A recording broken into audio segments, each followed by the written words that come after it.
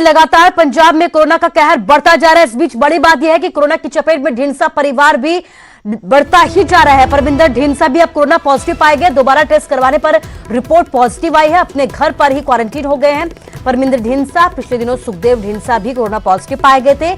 परमिंदर ढींसा की पत्नी भी वायरस की चपेट में है।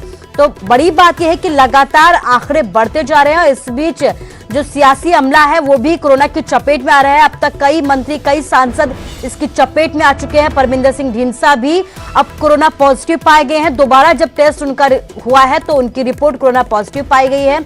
अपने घर पर ही रिपोर्ट पॉजिटिव आने के बाद वो क्वारंटीन हो गए हैं। पिछले दिनों सुखदेव ढींसा भी कोरोना पॉजिटिव पाए गए थे और परमिंदर ढींसा की पत्नी भी कोरोना वायरस की चपेट में है।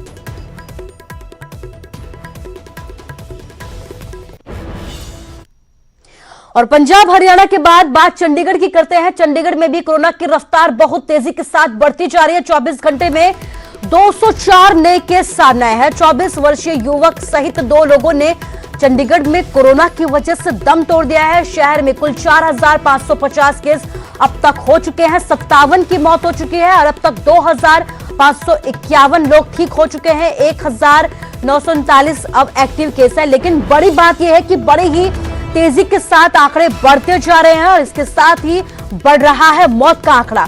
24 घंटे में 204 नए केस सामने आए हैं। इसके साथ ही 2 लोगों ने चंडीगढ़ में कोरोना की वजह से दम तोड़ दिया है। कुल आंकड़ों की अगर बात करें तो 4450 केस हो चुके हैं। 57 की अब तक अकेले चंडीगढ़ में मौत हो चुकी है।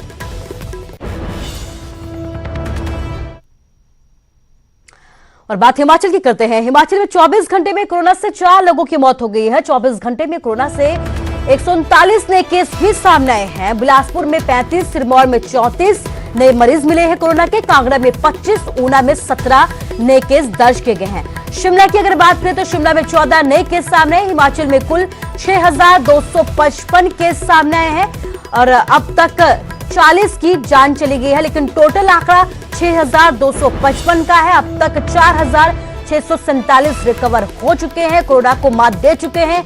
1525 एक्टिव केस हैं। तो लगातार हिमाचल में भी आंकड़े बढ़ते जा रहे हैं।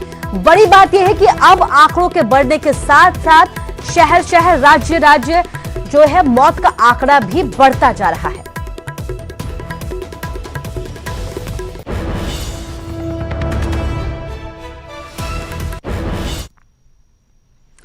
तो अनलॉक 4 में बॉर्डर पर हिमाचल सरकार नरमी बरतने के फिलहाल मूड में है। डीसी एसपी के साथ बैठक में सीएम जयराम ठाकुर ने ये निर्देश दिए हैं कि लोगों को आने में परेशानी ना हो, इसका खास ख्याल रखा जाए। उन्होंने कहा कि रजिस्ट्रेशन के बाद किसी को परेशानी नहीं होनी चाहिए। प्रदेश सरकार ने रजिस्ट्रेशन की व्यवस्था इसलिए रखी है ताकि जो भी प्रदेश में आए उसके कॉन्टेक्ट ट्रेसिंग आसानी से की जा सके। धार्मिक स्थलों को खोलने के लिए सरकार फिलहाल विचार कर रही है और इसके लिए जल्द ही गाइडलाइंस भी जारी की जा सकती है। सीएम ने यह भी कहा है कि धार्मिक मान्यताओं के अनुसार इस समय काला महीना चल रहा है। ऐसे में ज्यादा धार्मिक कार्यक्रम नहीं होते हैं, लेकिन फिर भी सरकार जल्द ही धार्मिक स्थलों को खोलेगी।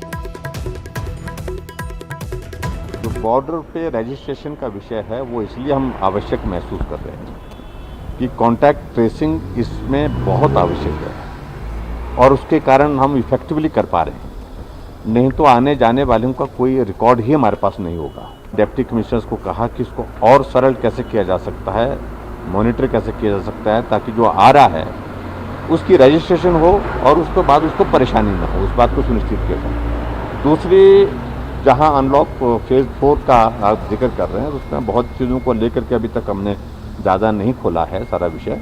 इतना ज़रूर है कि आने वाले समय में SOP अब जारी करके मंदिरों को खोलने का